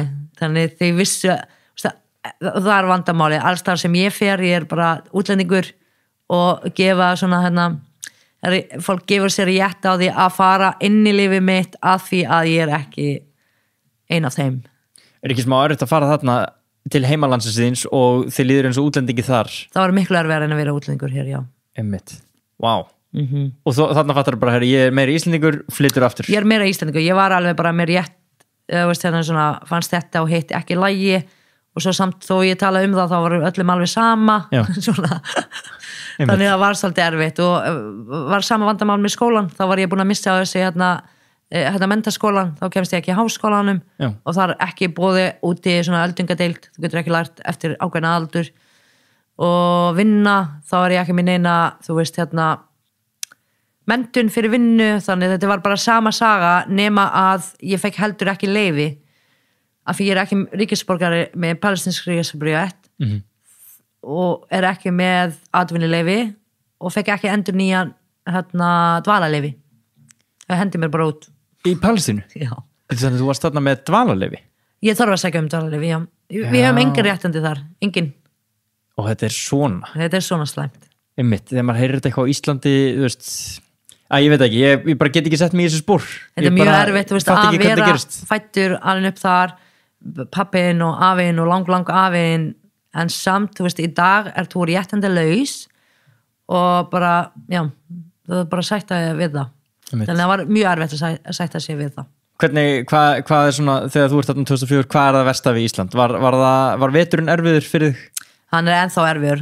Ég meika ekki að sé dimma, sko. Þú veist, dimmt og eitthvað. Mér sumrið er gegga, sko. Og þá er ég full af orku og bara sofa bara 4-5 tíma að dag og geðu kress. Svo kemur veturinn, þá fer ég alveg bara í dvala. Já. En þannig ég ákvaði fyrir nokkrum árum fjölskyldan að taka vetrafrí. Við tökum núna alltaf vetrafrí. Ekki sumarfrí. Auðvitað, þetta er bara er Íslandingar að gera þetta. Já, það er allt annað líf, sko. Já. Að taka vetrafrí. Og hvað gerir í vetrafríinu? Við fórum síðast til Orlando. Já, næs. Nú erum við að fara til Dubai. Já. Og býtu, ertu þar bara lengi eða? Ég er yfir jólu áramót. Ok, en þú veist, er þetta 1-2 vika eða tekur alveg? Já, 2 vikur, svo tek ég 1 vika viðbót. 3 vikur í frí í veturinn. Ok, næs. Bara endur nýja og... Þú ætlar að vera yfir jólu áramót í Dubai? Já. Ok, akkur veldið það? Sjúklega spennandi. Við erum bara ævintýri, sko. Ég hef aldrei komið þangað og ég hef heyrt að, þú veist, þetta er bara mjög... Það er ekki... Við getum ekki að fara mörgum stöðum, við vildum gott veður. Já. Þannig við vorum bara, sko, við erum búin að fara til Bandaríkjunum, þannig núna að fara hinum megin og fyrir bara fjölskyldan og börnin og svo systir mínu börnin hennar og maður hennar, þannig. Næs. Já. Fjölskyldu frí. Já. Gekja, segðu mér hans frá vinnun, finnst þið gaman, það er mikið svona gleði og orka í þið, finnst þið gaman, hefur þið gaman að því sem þú ert að gera? Ég elska það. Ég myndi ekki vilja vera að gera neitt annað. Já, menn þú ert búin að vera að gera þetta í 10 ár.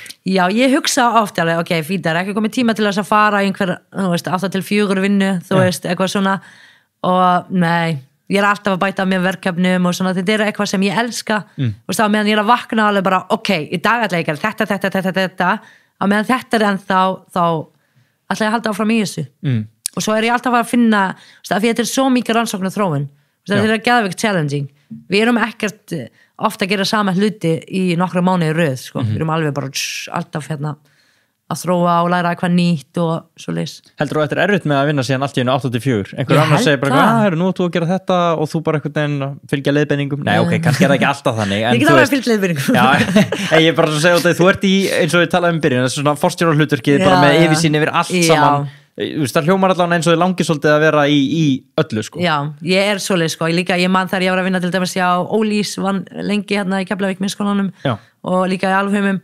Þá ég held ég hef bókað að fyndi með starfsmannastjóri, sko, ég veit ekki, vikulega eða eitthvað. Okay. Ég var alltaf eitthvað, við ættum að gera þetta betur og þetta ætti að vera svona og svo vil ég kaupa hækun líka, þú veist. Þannig ég er svona, ég held að það sé best geimt sem eigi stjóri. Já, best geimt. En þannig að í öllum þessum vinnum sem þú varst í, það var alveg smá tökkur í þér? Já, byrja yfirleitt á golfinu og bara vann ég mig upp, þannig að ég gati ekki farið að herra og já. En finnst þér að hafa hitt á rétta hillu bara að vinna í tengslu við svona orkumála á Íslandi og jarðvarmann og allt þetta, þú ert ennþá? Já, 100%. Ég elska sem er að gera. Við erum, þú veist, með stærstum í heimi í svona nýtingu af jarðvarma, samt sem áður, þú veist, við erum ekki náttúrulega að fullnýta það. Skufan sem þú sérð að fara hérna á lofti, þetta getur framleitt rafmagn, vatni sem fer í jarðgeymi, það getur framleitt, þú veist, steinefnum, þannig, þú veist, ég held að segja mjög gott að vera, þú veist, Geosilica í dag fyrirtæki sem er að reyna að ýta undir auka nýtingu á jarðvarmi, svona sköpun á meira verðmæti. Og ertu þá kannski mögulega að horfa á eitthvað hvað maður segja, annan rekstur í kringum jarðvarma eða þess að fyrst það er svona mikið? Já, komið með annað verkefni hérna fyrir norðan við Mývatnssveit. Og hérna þar sem Geosilica er til dæmis að taka út kísilinn og búa til fæðabótaefni. Mýsilica Gerið þið það fyrir norðan? Nei, við erum hér, svo var ég byrja nýverkefni fyrir norðan við Bjarnaflag. Þá ætlum við að taka öll steinefnin. Það er búið að vera challenging, sko. Við getum tekið bara kísilin núna með okkar tekni, en mér langar að taka öll steinefni, kísil, magnesium, barjón, allt sem kemur með jarðhitavökvin. Þannig að við erum með rannsóknir þar núna. Og það er allt ekki synthetic, þetta er allt natural. Þannig það er mjög erfitt að finna til dæmis magnesium úr natural uppsprettu í dag. En ef við náum þessi rannsókn, þessi þróun vel á stað, þá ættum líka að geta framleitt önnur steinefni, en markmiði er, eins og jarðhitavatn er ódrykkuhæf. Við getum ekki drukkið það. Út af því að inniheldur þungmálmana. Arsen og aluminium og eitthvað svoleiðis. Þannig markmiði er að taka þungmálmana út og halda steinefnin inni. Þannig það er vandamálið í þessu. Já, þá verður þetta svona Powerade í flösku. Þá verður þetta með öll steinefni og electrolytes án þungmálmana. Akkurat. Og í náttúrulegri mynd. Já. Mjög spennandi. En hvað, þegar eins og með kísilinu og svona, nærðu 100% þungmálmum út? Já, þá tek ég kísilin úr vökvanum. Já. Og allt þungmálma og allt annað verður eftir. Já, þannig að verður allt eftir. Þetta er ekki bara eitthvað svona, læðist smá arsen með Nei, það fer, þú veist, við erum með ákveðin tekni sem við nýtum svona filterum, eða svona ultrafiltration, sem inniheldur kísilkortnum sem er 4 nanometrar, allt annað sem er minna, sem er þungmálmana, fer í gegn. Já, ég skil. Þetta er bara svona eins og pasta. Já, þetta er eins og að segja pasta, þannig kísilinn er aðeins þar í kottnum, þannig hann verður eftir og restin bara fer. En hvað er það vandamáli með eins og magnesium og svona? Hann fer með þungmálmana. Nú ætla ég að finna aðferð til að sigtin tekur nýður öll steinefnin. En þau eru mismunandi kortnasterðin á þeim, þannig að þetta er svolítið stórverkefni, en ég er að vinna í því. Stórverkefni, ég er að vinna í þessu slaka á. En við vorum að tala eins um það áður en byrja að taka upp. Þið eru ekkert að selja, hvað maður segja? Þú veist, þeir eru alveg að selja allstaðar, en ykkar áhersla er ekkert endilega að selja hérna á Íslandi. Jú, það er alltaf gott að byrja á heimamarkaði, þú veist, að fá reynsluna og þú veist, gott líka eins og Orf, Bioeffect hefur haft strategi að, þú veist, fá Íslandinga til að mæla með vöruna sína. Þannig við erum smá ábyrrandi á íslenska markaði, en við erum stærri erlendis. 70% af okkar tekur er erlendis. Og hvar eru þið? Þýskalandi? Já, aðalega í þýskumælöndum löndum og Þýskalandi. Af hverju gerist það? Og þetta er stærsta samkeppnisaðalan okkar eða framleiðandi af silika er þýskt fyrirtæki. Þannig markaðurinn þekkir kísilinn. Þannig að þetta snýst svolítið að kynna markhópin fyrir vörunni og þannig þegar þið framleiðana þá er gott að byrja á markaði sem þekkir vörunni. á Íslandi við vorum mjög lengi í kynningafasa, svo kemur, þú veist, introduction phase var svolítið lengi og því fólk hafði svona neikvað orði kísill eða svona var neikvætt. Já. Þannig það kynningafasan var mjög lengi og mjög dýr. Já. En í Þýskalandi þá það markaðsstrategían okkar að þetta sama var á Hubner eða samkeppnisaðila nema þetta náttúrulegt. Okay. Þannig við þurfum ekki kannski að útskýra hvað kísillinn gerir og hversu holdan þau vita það alveg. En hvað með, horfir ekki allir fæðubótaframleiðendur á Bandaríkin? Jú, við erum búin að stofna félag í Bandaríkunum. Bandaríkin mjög erfið. Já. Þú veist, varandi reglugerð, þú veist, skráning á vöru. Einmitt. Svo, þú veist, sér umbúðir, þú veist, þau nota ekki millilítrar, þau nota onsum og þú veist, við þurfum svolítið mikið vinna, en við erum að selja til 3 dreifiaðalum sem litlir. Já. Þannig við erum svona aðlaga vöruna, komast betur inn á markaði hægt og rólega. En kíkir þú á landakortið og svona áttaði á því hvaða lönd þekkja kísilinn og þú veist, myndur segja að það væri hlutverk Geosilica líka að kynna einhver lönd fyrir? Já, við erum sko, þegar við byrjum, þú veist, markaðsetning, að varan var tilbúin til þess að fara á erlenda markaði, þá gerðum svona ítarlega rannsókn á 10 markaðum og athugum stöðu kísil eða silika þar og fæðubótaefni. Okay. Út frá þeim veldum við hvaða markaði ætlum við að fara á, meðal annað Þýskaland, Bandaríkin og Holland. Okay. Það var í okkar markaði og svo á Norðurlöndum, en þau eru svolítið flokknar að fara á Norðurlönda markaði. Okay. Þetta apótekur keðjurnar hjá þeim svona öðruvísin hjá okkur. Ert þú mikið í bandi við eins og bara apótekakeðjur og þú veist, kemur þú svona, hvað maður segir, ert þú í forsvari fyrir vöruna? En á Íslandi? Bara þegar að vera að selja út og... Nei, við erum með, þú veist, ég er með markaðarstjóri hérna á Íslandi. Já. Og svo er ég með starfsmári í Hollandi og Breitlandi sem svara fyrir svona smásölu. Ég er meira í wholesale, í stærri samninga. Þannig þú ert bara svolítið í Keflavík og ert að stjórna hlutum þaðan? Já, þú veist, ég er, þú veist, til dæmis að selja til þess að þýska dreifi aðla í Brettutali, svo kemur að markaðsdeildina aðstofa við markaðssetningu og allt það. Cool. En eins og út af vorum, þú veist að nefna, þið eru búin að ná kíslinum úr og eru góð í því og ein besta leiðin til þess að, hvað maður að segja, bara selja eða gera eitthvað úr þessu efni er að láta það í fæðubótaefni. Getið þið sér fyrir ykkur að gera sem bara eitthvað annað við, út af það er greinilega nóg afgangskísill eða ekki? Jú, það er svona hluti af það svona rannsóknir sem við erum að gera núna er hvaða efni getum við líka ekstrakta úr jarðhitavatnið, en kísillinn sjálfur, ef við náum hann, þú veist, við þurfum, við erum búin að taka kísillinn, hann er notaður til að mest í glerframleiðsla. Þannig að það væri sníðugt að taka kísillinn og svo aðlaga hráefni að glerframleiðslu. En hún er ekki á Íslandi, þannig við þurfum að hugsa eitthvað sem við þurfum ekki svo að fara að flytja út og inn, flytja ón kísillinn og svo flytja inn glerið. Þannig það er það sem við erum að hugsa, við erum alltaf að hugsa sustainability. Hvaða vara getum við búið til og þá erum við að tala miklu magni. Eða ef hann er notaður í sólarsellu, það er líka kísill. Eða í tölvuköpum. Já, náttúrulega, Silicon Valley. Já, þannig, en það þýðir ekkert að vera að búa til hráefni, flytja hana út, svo flytja tilbúin vara heima aftur. Nei. Þannig við tökum allt hringi hérna, hringrásin. Þannig að það er líka smá takmarkanir hvað er hægt að gera á Íslandi bara. Já. Ég skil.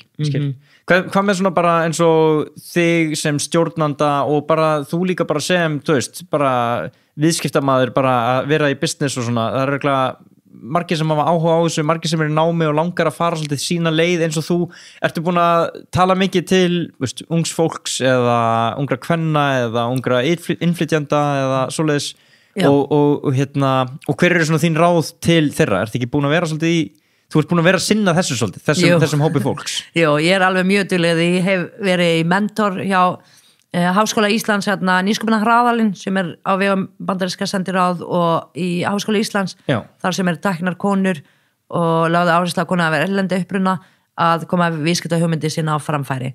Þannig ég hef verið að vinna... Er það ekki bara akkurat fyrir þig eða? Jú. Bara nákvæmlega þess að þú vildur í? Ég alveg hef unnið við mentora í 2 ári í röð og það er líka einmitt það, þú veist, ég veit alveg búin að fara gegnum þetta, veit alveg hvar getum við bætt okkur til dæmis í þetta, akkur er, þú veist, umsóknarferðlir ekki á ensku, það er ekki á ensku. Þannig ef einhver kona verðurlenda uppruna er ekki með íslenska sem móðurmál, alltaf þróa viðskiptahugmyndin sín, þá verður hún ekki með leiðbeiningar hvernig á að gera þetta á ensku. Þannig það er þessi verkefni, svo hef ég verið unnið við stofnum í fyrra FKA Suðurnes og þá erum við að hjálpa konur almennt, þú veist, að vera sýnileika hreyfiafl og nýsköpun og svo ég formaður samtök sprotafyrirtækja þá erum við og þá erum við að einmitt sprotafyrirtækja, svona fyrirtæki eins og við 5 manna fyrirtæki það alveg, það svolítið erfitt þú veist, þetta bara eins og íslenskan all over again við erum ekki MS við erum ekki svona stór félag sem kannski, þú veist, en reglurnar eru alveg eins, sama tryggingagjöld, sama skattaprósentu, sama og stóra fyrirtæki sem að skila hagnaði og ekki rannsóknum þannig við þurfum að gæta hagsmuna í gegnum samtök sprotafyrirtækja erum við að gæta hagsmuna þessi sprotafyrirtækja þannig að það sé líka að hugsa okkur og við erum búin að vera duglegar bara að efla til dæmis eiga samtal við Tækniþróunarsjóð, að efla sjóðurinn að bara minna ríkisstjórn að þú veist, nýsköpunarráðherra, hún sjálf búin að vera rosalega duglega að gæta hagsmuna sprotafyrirtækja og nýsköpunar á Íslandi almennt þannig við erum svona alltaf í þessu samtali með hagsmuna aðalaga varandi sprotafyrirtækja. En eins og þú varst að tala að þú mætir hérna inn sem mentor og ertu þá í samtali við fólk sem bara, herru, þú veist, ég hérna með minn business og ég að ströggla við þetta, þú veist, mikið af fólki sem heyrir í þér og að fá ráð og þess að þar? Það var ég alveg rosalega mikið í því og stundum of mikið, því í gær var skilafrestur á Tækniþróunarsjóður og ég alveg að skila inn umsóknin fyrir báðaverkefni sem að vinna í og svo, þú veist, hefur einkona hringir í mig alveg bara, please, getur þú skoða þetta, ég að fara að senda inn og ég ekki viss sem ég var að mentora og ég bara, ok, ekkert mál, þú veist og þú ert sjálf að senda ég sjálf að senda inn og ég skal kíkja á þetta og kíkja á eitt en þetta munar svo miklu, þú veist fyrir svona, einmitt bara frumkvæðlega ætla ég að segja bæði kall og kona að vera með hugmynd og að fá til dæmis fyrsta styrkin ok, þá þetta staðfestingi, ég ekki í ruglinu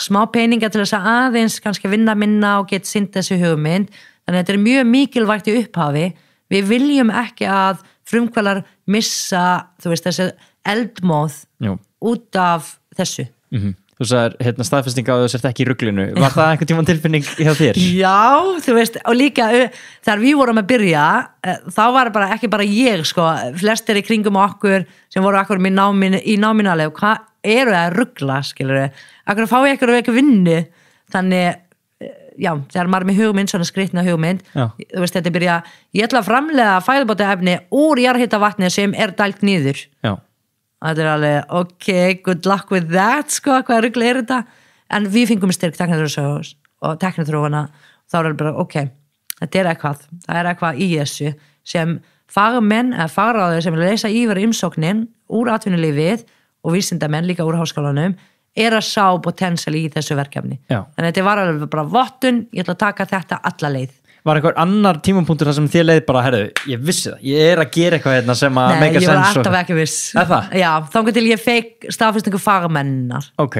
Þú veist, þá var ég alveg, ok, þetta veist, að við út nýju útskrifaður og svo háður svolítið professional kennaran, hvað álítið hans og þetta var svoleiðis, ok, þeim fannst það gott verkefni, þannig við heldum þessu áfram. En einhver sala, einhver tímann sem hún náður að lenda einhverjum díl eða þú veist, að ná að selja út til Þýskalands eða eitthvað svoleiðis? Já, þetta byrjaði bara frá upphafi við ákveðum að setja varana á markaði, ég las eitthvað staðar eða í náminu að ef þú setur varana á markaði þegar hún tilbúin, þá er þetta of seint. Setur hana bara og tekur feedback og bætur hana. Þannig ég las það eitthvað staðar og ákveða bara, við vorum nýbúin að stofna fyrirtæki og ákveðum bara að setja vöruna á markaði. Náðum samning við Hilsu dreifingu og sölu á vörurnar og svo kemur pöntun frá Hilsu 300 einingar, afkastagetan okkar var 20 einingar.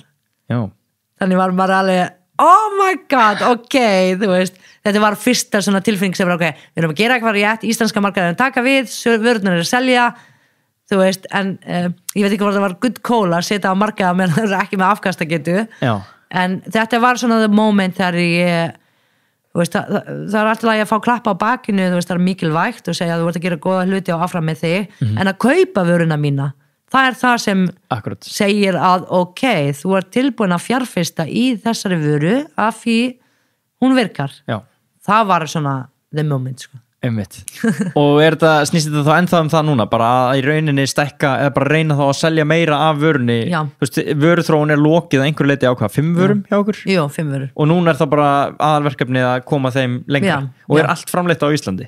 Já, ég framleiði sjálf hráefni, sko ég Burkni sem stofnum fyrirtæki við erum ekki með patent á tekninni en við erum með svona patent strategy innan hús. Teknin á þessum ultrafilter. Já. Á þessi, við getum þetta GeoStep, en við erum búin að gera, þú veist, við höfum frelsa til aðhafna, það er engin annar búin að sækja patent, það er ekki til, við gætum sótt patent, en við erum ekki að gera út af bara, við getum ekki varið það, Já.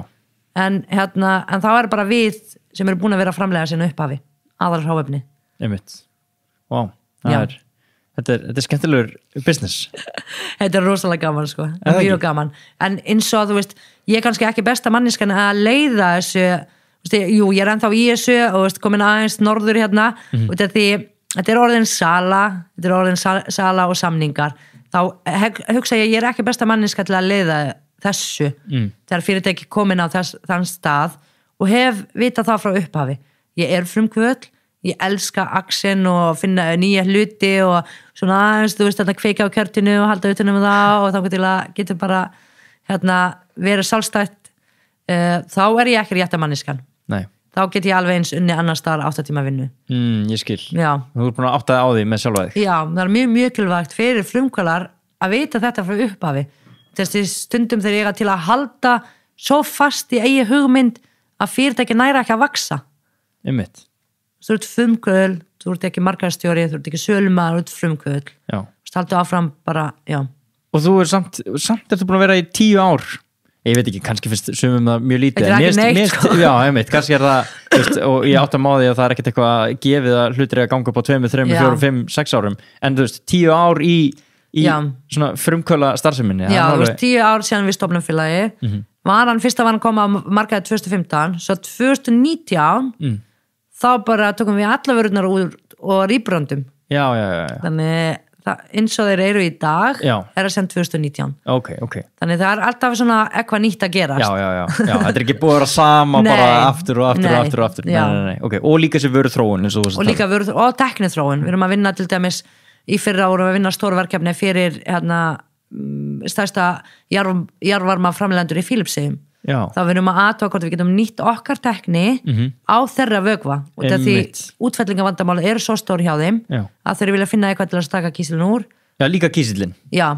Til að koma veg fyrir útfellinga. Þeim er alveg sama hvað svo verður gert við kísilin, þau eru ekkert að spá í að skapa verðmæti, heldur hrinsun. Já. Þannig þið gætu í rauninu selt tæknin ykkar áfram. Já, þannig við erum að við erum að vinna í þessu verkefni með HS orku í fyrra fyrir Filippseyjum. Vá. Þannig við vorum, þú veist, on the field síðasta ári, þú veist, og þá er markaðis og söludildin að sjá hitt. Já. Og fórst þú til Filippseyja eitthvað að kíkja á þetta? Nei, við fengum bara, þú veist, vökvan þeirra til þess að prófa hér. Ok, þú verður að fara til Filippseyja. Ég ætla að gera það. Þetta var pilot, fyrsta svona test og þeirra gengur, þá erum við að fara að skala verkefni aðeins meira upp. Þú veist, í taka 100 lítra á sekundi eitthvað svo leis og ef það gengur þá þurfum að fara og setja upp bara framleiðslu, hreinsunarmiðstöð þarna úti. Og þannig þau senda vökva hinga til Íslands og þau tjekki hvort að vökvum virki í ykkar kerfum. Og er þetta allt annar vökvi eða? Nei, hann er mjög svipað á HS orku, þess vegna hjá Svartsengi. Þess vegna vorum við þar. Þess að fá vökva líka þar. Ok, og haldið að þið getið list vandamálið? Já, mér léttu. Ekkert mál. Allavega það virkaði fyrsta pilotin, eða fyrsta testin og við ætlum að skala aðeins meira upp ánum fyrir mút. Vel gert.